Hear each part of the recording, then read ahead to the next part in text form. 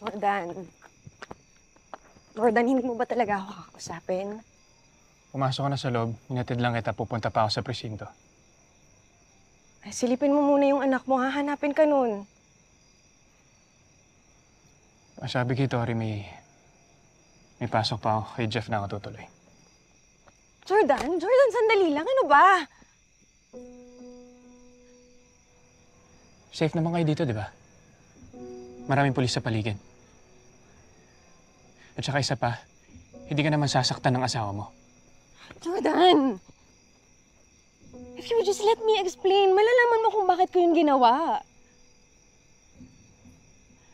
Jordan, alam mo ba yung kasal sa bala? Ha? Yun yung kasal sa kuta. It's not legal. Hindi yun binding tulad nung kasal natin, babe. Alam mo naman na ginawa ko lang yun, di ba? Para makauwi sa inyo, para mabuhay, nung makabalik. Hindi mo sinabi sa akin na kaya ka nakasurvive dahil nagpakasal ka sa iba. Dahil may kinasama kang iba. Ang sabi mo sa akin, pilit lang lahat na nangyari sa'yo doon. Oo naman yun, baby. Huwag ka na magsinungaling, Christy. Kung nanumpa ka man sa harap ng bala o sa kahit kaninong hudas na yan, choice mo pa rin yun. Ginusto mo pa rin magpaubaya doon. Pinaniwala mo ko eh. Pinaniwala mo ko na wala kang ginawa doon kundi magdasal.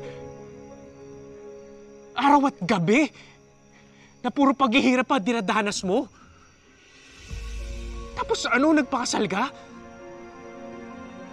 Sumiping sa iba? Babe. Inasarapan ka rin pala?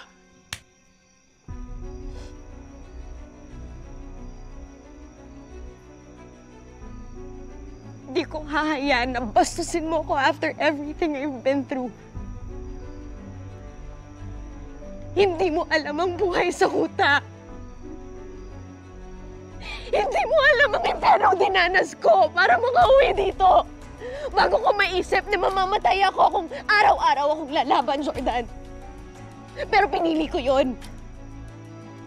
So no, you don't get to judge me after everything I did dahil ginawa ko yun dahil gusto kong makabalik dito bago ko mamatay at hindi na kayo makita ulit. Oh, pero pinamukha mo pa rin ako, tanga. Nagsinungaling ka eh. Pinag-guilty mo ko na nagpakasal ako sa iba. Na nag-move on ako, nakasama si Shaira. Yung pala ikaw rin eh.